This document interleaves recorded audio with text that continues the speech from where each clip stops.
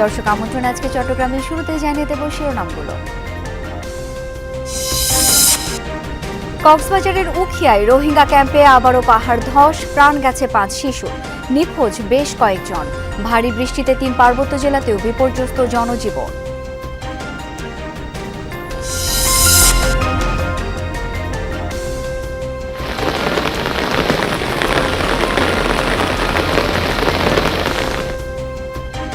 টানা বর্ষণে দ্বিতীয় দিনের মতো পানিতে ভাসছে চট্টগ্রাম নগরীর নিচু এলাকা। মেয়রগলি ও জঙ্গল সলিমপুরে পাহাড় ধসে 2 জনের মৃত্যু। পুরো এক কোমর মানে আমার পুরো প্যান্ট পুরো ভিজা। ওই ব্যাংক এসে ওই দিক থেকে আসছে ঘুরে ঘুরে। 5 টাকা ভাড়াগুলা 20 টাকা নিচ্ছে, তো কি করবো, আমাদের তো সমস্যা। ট্রেন জাম হওয়াতে আপনার সব দিকে পানি এবং বাসা, তার মধ্যে আপনার কালকেও পানি, আজকেও পানি। রেললাইন ডুবে থাকায় কক্সবাজার রুটে ট্রেন চলাচল বন্ধ ঘোষণা, যাত্রা বাতিল করায় ভোগান্তি। রেল প্রতিমন্ত্রীর ঘটনাস্থল পরিদর্শন। বৃষ্টি পড়তেছে, সবাই বৃষ্টিতে ভিজে ভিজে এখন ট্রান্সপোর্ট খুঁজতেছে যে কিভাবে কি করবে না করবে। কেটে কেটে যেতে হচ্ছে, এখন অনেকে চলে গেছে, আমরা এখনো যেতে পারি নাই। রেল যোগাযোগ রাখলে এখানে বড় কোনো অ্যাক্সিডেন্ট হওয়ার সম্ভাবনা, দুর্ঘটনা হওয়ার সম্ভাবনা থাকে। সেই জায়গা থেকে আমরা দুর্ঘটনা থেকে রেহাই পাওয়ার জন্য আপাতত আমরা এই বিরূপ আবহাওয়াকালীন সময়ে আমরা চট্টগ্রাম কক্সবাজার রেল যোগাযোগটা বন্ধ রাখি।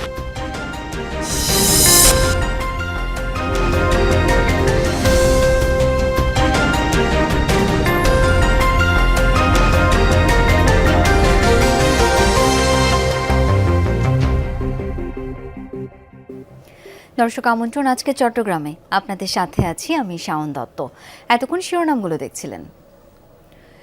কক্সবাজারের রোহিঙ্গা ক্যাম্পে মাদ্রাসার উপর পাহাড় ধসে 5 শিক্ষার্থীর মৃত্যু এবং অন্তত 30 জন আহত হয়েছে। টানা কয়েকদিনের প্রবল বর্ষণে কক্সবাজার ও 3 পার্বত্য জেলায় বন্যা দেখা দিয়েছে। নদ নদীর পানি বেড়ে প্লাবিত হয়েছে বিস্তীর্ণ নিম্নাঞ্চল। অনেক পরিবার পানিবন্দী। আগের দিন বন্ধ ঘোষণা করা সাজেকে আটকা পড়েছেন 600 পর্যটক, তবে বিনা ভাড়ায় রাখার ঘোষণা দিয়েছে রিসোর্ট ওনার্স অ্যাসোসিয়েশন।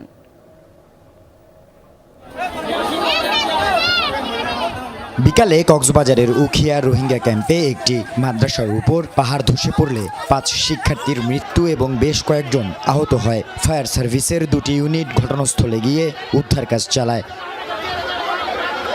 ভারী বর্ষণে প্লাবিত কক্সবাজারের বিস্তীর্ণ নিম্নাঞ্চল। ঈদগাঁও উপজেলা স্বাস্থ্য কমপ্লেক্সেও পানিতে তলিয়ে যাওয়ায় ব্যাহত হয় চিকিৎসা সেবা। তলিয়ে আছে বসতঘর, দোকানপাট, বাজার। যখন বৃষ্টি হয়, হালকা বৃষ্টি হলেও হাঁটু পরিমাণ পানি চলে আসে এখানে হাসপাতালের মধ্যে। যাদের হয়তো খুব বেশি জরুরি সমস্যা, ওনারা আসতে পারছেন, বাকিরা হয়তো পানির কারণে আসতে পারছেন না। এটা অবশ্যই রোগীরা এখানে ক্ষতিগ্রস্ত হচ্ছে। আমি তো গরিব মানুষ, আমার কাছে টাকা পয়সা নেই, কি করব চিন্তা করতেছি। মানে এমনি ব্লক হয়ে গেছে, একটু বিষ খেলে এখানে এরকম অবস্থা হয়ে যায় আমাদের। কোথায় ড্রেন, কোথায় কি করতে হবে এগুলো অপরিকল্পিতভাবে করে এখানে এখন জলাবদ্ধতার সৃষ্টি। খাগড়াছড়ির পরিস্থিতিও অবনতির দিকে। দীঘিনালার মাইনী নদীর পানি বৃদ্ধি পাওয়ায় প্লাবিত হয়েছে জেলার নিম্নাঞ্চল। পানিবন্দী হয়ে পড়েছে কয়েক শত পরিবার। খাগড়াছড়ির দীঘিনালা ও রাঙ্গামাটির লংগদু সড়ক যোগাযোগ বন্ধ। এই রুটটা প্রায় সময় ডুবে যায়, এবারও ডুবে গেছে। বর্তমানে পানি আরো বাড়তেছে, নৌকা দিয়ে চলাচল করতে হচ্ছে। এদিকে যে মানুষের আবাদি জমিগুলো ছিল সেগুলো তুলে গিয়েছে, বিভিন্ন ফসলাদি ছিল। মানুষের জনজীবন খুবই দুর্ভোগের মধ্যে আছে। আমরা আশ্রয় কেন্দ্রে আশ্রয় নিয়েছি, আমাদের জনজীবন খুবই দুর্ভোগে আছে। আমাদের ফসলি জমিনগুলো পানিতে প্লাবিত হয়ে নষ্ট হয়ে যাচ্ছে। টানা ভারী বর্ষণ ও পাহাড়ি ঢলে বিপর্যস্ত রাঙ্গামাটির জনজীবন। পাহাড় ধসের কারণে রাঙ্গামাটি থেকে বান্দরবান, রাজস্থলী, খাগড়াছড়ি, মহালছড়ি, বাঘাইছড়ি ও লংগদু সড়কে যান চলাচল বন্ধ। কাপ্তাই হ্রদে তীব্র স্রোত থাকায় চলছে না ছোট নৌযান। তলিয়ে আছে নিম্নাঞ্চল। দুর্যোগপূর্ণ পরিস্থিতিতে আগের দিনই সাজেক ভ্রমণে নিষেধাজ্ঞা জারি করে প্রশাসন। ময়লাখানার ময়লার পানি আমাদের ঘরের উপর দিয়ে যায়, মাটি বাংলো আমাদের ঘরের উপর দিয়ে যায়, পাহাড়ের ঢলের পানি আমাদের ঘরের উপর দিয়ে যায়। পরীক্ষা চলছে কিন্তু ভালো করে পড়তে পারছি না, প্রিপারেশন ভালো করে নিতে পারছি না, তো পরীক্ষা দিতে কষ্ট হচ্ছে। মনে হয় নিরাপত্তা নেই। পরশুদিন রাত্রে আসি নাই, বুড়ারা রাত্রে ঘুমাই নাই আমরা বয়াতে। কুসুমার পানির স্রোতে বড় কালো লয়ে যাবো। অনেকের ঘর বাড়ি ভেঙে গেছে, অনেকের হাঁস মুরগি গরু ছাগল এগুলা বিভিন্ন জায়গায় চলে যাচ্ছে। তারপরে আমরা থাকতে পারতেছি না, ওই জন্য আমরা আশ্রয় কেন্দ্রে আসছি। টানা ভারী বর্ষণে বান্দরবানে নদ নদী ও ছড়ার পানি বৃদ্ধি পেয়ে নিম্নাঞ্চল প্লাবিত হয়েছে। পাহাড় ধসের শঙ্কায় চলছে মাইকিং।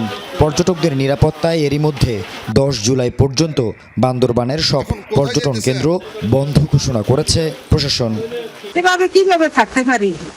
বর্ষা তো বেশি হইতে আছে, তাহার কোনো জায়গা নাই। ঘর বাড়ি পানিতে তলায় গেছে, কমবে যাবো জানি না। বাড়ির বৃষ্টিপাতের কারণে আমাদের ঘর বাড়ি সব পানি উঠে ডুবে গেছে। এখন আমরা কোথায় যাব এই চিন্তা আছে। নিম্ন অঞ্চলগুলো আছে সেখানে মানুষগুলো খুবই বিপজ্জনক ভাবে বিপদের মধ্যে পড়ে যায়। পাহাড়ি অঞ্চলে ঝুঁকি নিয়ে বসবাসরতদের সরাতে প্রশাসন চেষ্টা করছে বলে জানান বিভাগীয় কমিশনার। ঝুঁকিপূর্ণ যারা রয়েছে তাদেরকে ফোর্সফুলি আমরা শেল্টার হোমে নেওয়ার চেষ্টা করছি, কারণ মানুষজন সহজে আসতে চায় না। আমরা সেখানে খাবারের ব্যবস্থা রেখেছি এবং ফোর্সফুলি অলরেডি আমরা বেশ কিছু মানুষকে সেখানে নিয়ে এসেছি।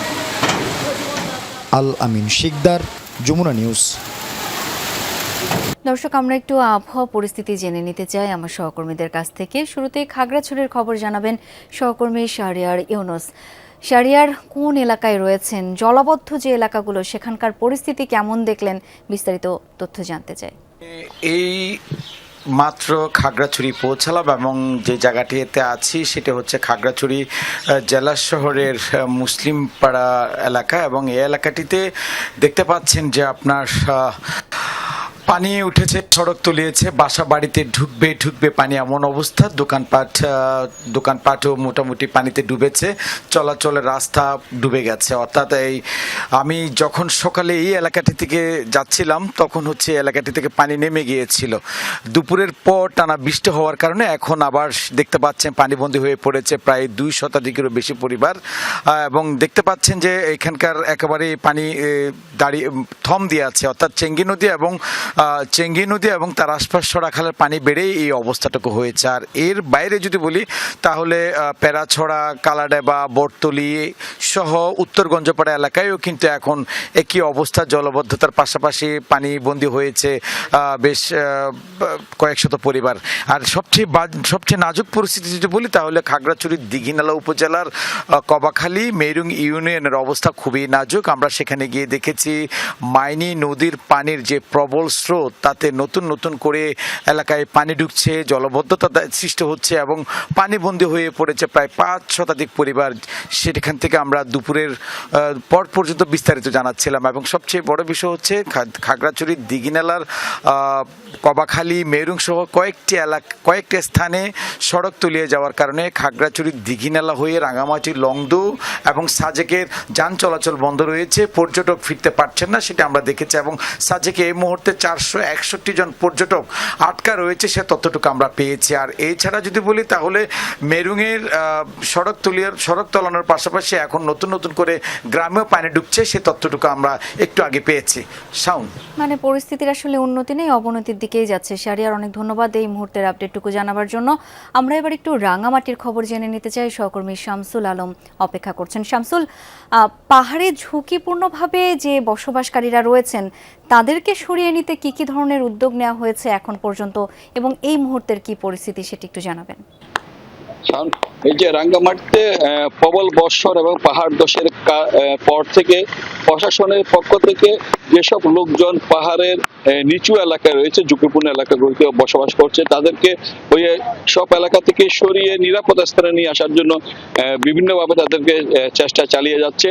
এই পর্যন্ত আমরা দেখেছি বিভিন্ন এলাকায় ঘুরে, সেটি হচ্ছে প্রশাসনের পাশাপাশি এখানে অন্যান্য যারা স্বেচ্ছাসেবী সংগঠনগুলো রয়েছে তাদের পক্ষ থেকে এবং রাজনৈতিক দলের যারা নেতাকর্মীরা রয়েছেন, বিশেষ করে বিএনপির নেতাকর্মীরা, তারাও বিভিন্ন দুর্যোগপূর্ণ এলাকাগুলোতে তারা ঘুরে বেড়াচ্ছেন এবং তাদের পক্ষ থেকে যেসব লোকজন পাহাড়ের পাদদেশে ঝুঁকিপূর্ণ অবস্থায় রয়েছে তাদেরকে সরকারিভাবে যেসব আশ্রয় কেন্দ্রগুলো খোলা হয়েছে সব আশ্রয় কেন্দ্রগুলোতে নিয়ে আসার জন্য তারা চেষ্টা চালিয়ে যাচ্ছে এবং বিভিন্ন এলাকার লোকজনকে ইতিমধ্যে বিভিন্ন আশ্রয় কেন্দ্রগুলোতে নিয়ে আসা হয়েছে।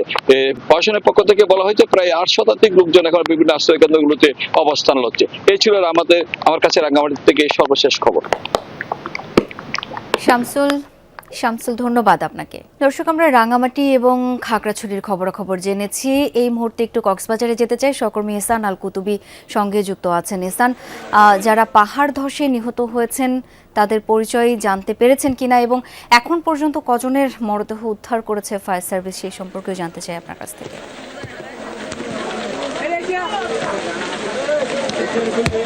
শাওন, আমাদের কাছে সর্বশেষ যে তথ্য সেটা হচ্ছে 5 জন, এবং আপনাকে একটু দেখাতে চাই কি পরিমাণ ঝুঁকিপূর্ণ জায়গায় এই মাদ্রাসাটি। এখানে সামনে আরেকটু কত দূর গেলে আর হচ্ছে পাহাড় আছে, পাহাড় গাছপালা সহ একেবারে এই মাদ্রাসাটির উপরে পড়ে। এই মাদ্রাসাটির উপরে তখন আমরা যতটুকু শুনেছি ক্লাস চলছিল, ওই ক্লাস চলা অবস্থায় কিন্তু আপনার পাহাড় ধসে পড়ে। পাহাড় ধসে পড়া ওই সময় এই মাদ্রাসাতে অন্তত 30 থেকে 40 বা এর চেয়ে বেশি শিক্ষার্থী ছিল বলে আমাদের কাছে প্রাথমিক যে তথ্য, এবং এখন পর্যন্ত 8 জনকে জীবিত উদ্ধারের যে খবর সেটি আমরা জানতে পেরেছি।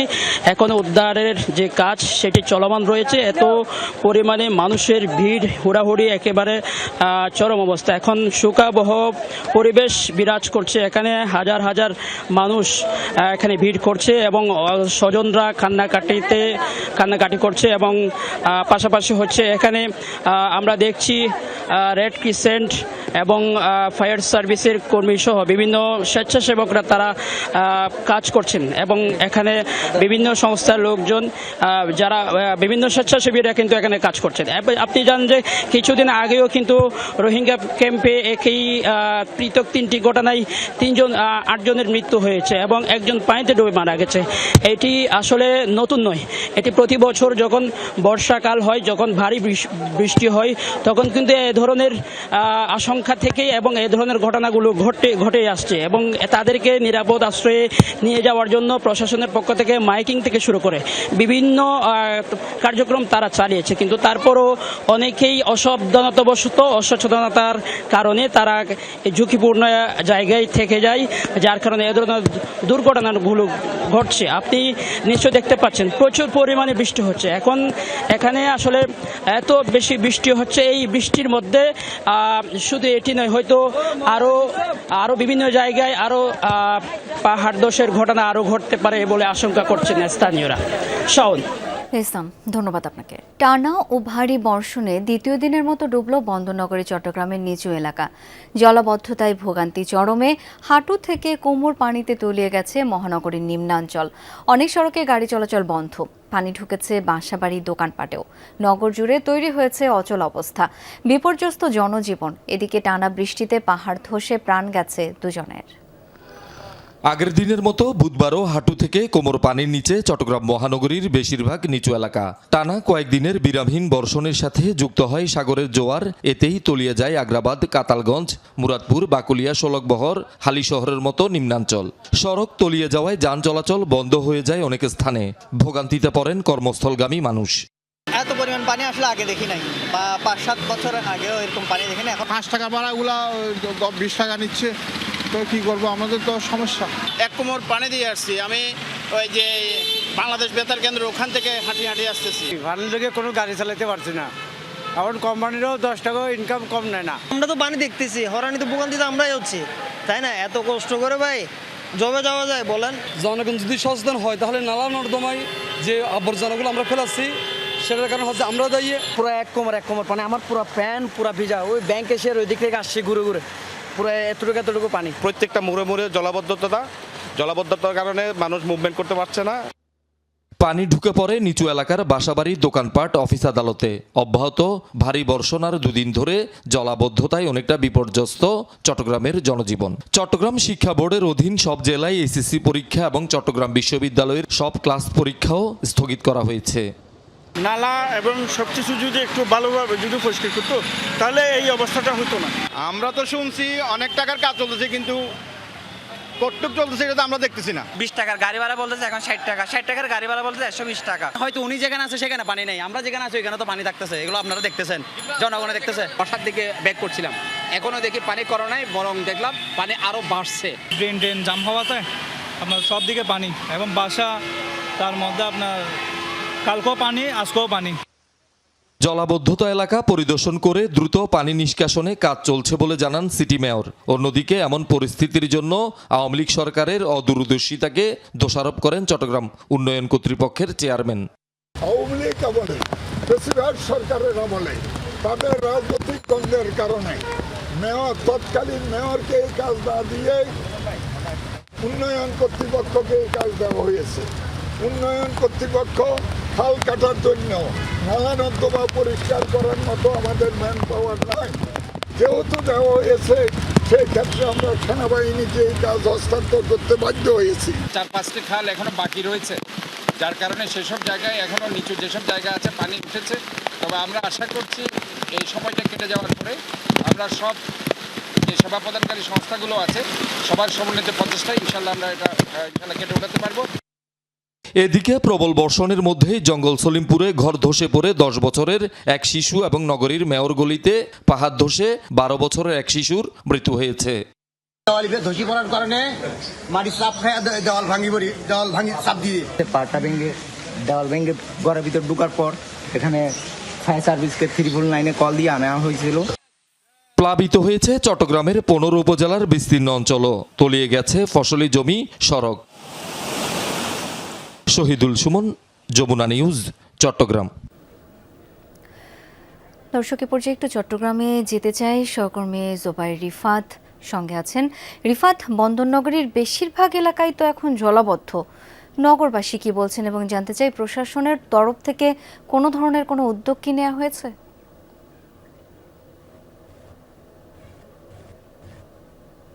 ব্যাপক অভিযোগ খবর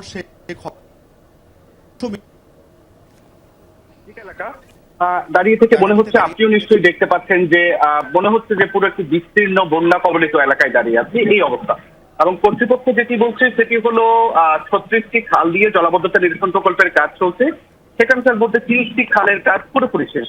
বাকি যে 6টি খাল রয়েছে, 6টি খালের মধ্যে 5টি খালের কাজ আসলে 98% শেষ এবং বাকি অন্য যে খালটি রয়েছে সেটির কাজ 68% শেষ। তো কর্তৃপক্ষ যেটি বলছে সেটি হলো তারা নালা নর্দমা নিয়মিত পরিষ্কার করছে, খালগুলোর বাঁধগুলো অপসারণ করে দেওয়া হয়েছে। তারা যেটি বলছে যে বৃষ্টিপাত যদি এভাবে অব্যাহত না থেকে যদি ঘন্টা দুয়েকের জন্য বন্ধ থাকে তাহলে সেক্ষেত্রে নিচু এলাকা যেগুলো রয়েছে, যেগুলোতে পানি জমেছে, সেগুলোর পানিগুলো আসলে নেমে গেলে মানুষের যে ভোগান্তি, সেই ভোগান্তির জায়গাটি আসলে অনেকখানি লাঘব হবে। এবং যে জোবাইর রিফাত জানাচ্ছিলেন চট্টগ্রামের জলাবদ্ধতা পরিস্থিতি। দুর্যোগপূর্ণ আবহাওয়ার কারণে লন্ডভন্ড ট্রেনের শিডিউল, রেল লাইন ডুবে থাকায় বন্ধ ঘোষণা করা হয়েছে চট্টগ্রাম কক্সবাজার রুটে ট্রেন চলাচল। দুদিনে 4টি ট্রেনের যাত্রা আকস্মিক বাতিল করায় ভোগান্তিতে পড়েন শত শত যাত্রী। তাদের টিকিটের অর্থ ফেরত দেওয়া হবে বলে জানিয়েছে পূর্বাঞ্চল রেল কর্তৃপক্ষ। দুদিন ধরে এভাবেই 1.5 ফুট পানির নিচে তলিয়ে আছে চট্টগ্রাম কক্সবাজার রুটের রেল লাইন। ফলে একে একে বাতিল করা হয় এই রুটের 4টি ট্রেনের শিডিউল। ঢাকা থেকে ছেড়ে আসা এসব ট্রেন চট্টগ্রাম পৌঁছার পর যাত্রা বাতিল করা হয়। ফলে কক্সবাজার যেতে পারেনি আর। ভোগান্তিতে পড়ে ক্ষোভ প্রকাশ করেন এসব ট্রেনের যাত্রীরা। চট্টগ্রাম আসার পরে আর ট্রেনটা যাচ্ছে না, এখন আমাদের ম্যানেজ করে কক্সবাজার পর্যন্ত যেতে হবে। বললে আমাদের জন্য আরো সুবিধা হতো, আমরা পরের স্টেপ নিতাম, যে কোনো একটা স্টেপ নিতাম, নাহলে গাড়িতে আসতাম। বৃষ্টি পড়তেছে, সবাই বৃষ্টিতে ভিজে ভিজে এখন ট্রান্সপোর্ট খুঁজতেছে যে কিভাবে কি করবে না করবে। তো এটা একটা ভোগান্তি না সবার জন্য। আগে থেকে একটা নোটিশের মাধ্যমে যাত্রীদেরকে জানানো, তারা একটা প্রিপারেশন নিয়ে বিকল্প পথ খুঁজতে পারতো। যাত্রা বাতিলের পর কেউ কেউ ঢাকায় ফেরত যান, কেউ বিকল্প উপায়ে কক্সবাজার যান। সময় ও অর্থ নষ্টের জন্য রেল কর্তৃপক্ষের অবহেলাকে দোষারোপ করেন যাত্রীরা। ফ্যামিলি নিয়ে আসছে, আমাদের যে কষ্ট, এই যে কেটে কেটে যেতে হচ্ছে, এখন অনেকে চলে গেছে, আমরা এখনো যেতে পারি নাই। সবাই নেমে গিয়েছে, হঠাৎ করে আমাদের এই যে বললো যে আর যাত্রা বাতিল হয়ে গেল, এই যে আমরা এখন সাফারার, এখন আমরা আবার ঢাকায় ফেরত যাচ্ছি। লং জার্নি করে ঢাকা টু কক্সবাজার যাওয়ার জন্য টিকিট কেটেছিলাম, এখন চট্টগ্রাম এসেছি, কিন্তু এখন আবার আমাদের ব্যাক করতে হবে। টাকা নষ্ট হইলো, টাইম নষ্ট হইলো, এত জার্নি করার পরেও যদি আমরা ঘুরতে না পারি, কক্সবাজার যদি যাইতে না পারি, এটা তো খুবই দুঃখজনক। আমরা 2 দিন জার্নি করছি কিন্তু আমরা কোনো লাভ হয় নাই, আমরা তো ঘুরতে পারি নাই। সকালে নগরীর শমশেরপাড়া এলাকায় গিয়ে পানিতে ডুবে থাকা রেললাইন পরিদর্শন করেন রেল প্রতিমন্ত্রী হাবিবুর রশিদ। দুর্যোগপূর্ণ আবহাওয়ার কারণে ট্রেন চলাচল সাময়িক বন্ধের কথা জানান তিনি। রেল লাইনের উপর যে পরিমাণ পানি জমেছে, রেল যোগাযোগ রাখলে এখানে বড় কোনো অ্যাক্সিডেন্ট হওয়ার সম্ভাবনা, দুর্ঘটনা হওয়ার সম্ভাবনা থাকে। সেই জায়গা থেকে আমরা দুর্ঘটনা থেকে রেহাই পাওয়ার জন্য আপাতত আমরা এই বিরূপ আবহাওয়াকালীন সময়ে আমরা চট্টগ্রাম কক্সবাজার রেল যোগাযোগটা বন্ধ রাখি। এদিকে বাতিল হওয়া পর্যটক এক্সপ্রেস, কক্সবাজার এক্সপ্রেস, প্রবাল ও সৈকতের যাত্রীদের নিয়মানুযায়ী টিকিটের অর্থ ফেরত দেওয়া হবে বলে জানিয়েছে কর্তৃপক্ষ। প্রবাল সৈকত চলতো সেটা, আর ঢাকা থেকে যেটা কক্সবাজার এবং পর্যটক এক্সপ্রেস এটা বাতিল হচ্ছে। আমরা চিটাগাং পর্যন্ত যাত্রাটা কন্টিনিউ করবো, চিটাগাং থেকে কক্সবাজার এই অংশটুকু যাবে না। প্রত্যেকে আমরা রিফান্ড দিচ্ছি, যারা স্টেশনে গেলে আমরা রিফান্ড দিচ্ছি। শহীদুল সুমন, যমুনা নিউজ, চট্টগ্রাম। আর এই ছিল আজকে চট্টগ্রামের আয়োজনে। ধন্যবাদ এতক্ষণ সাথে থাকার জন্য।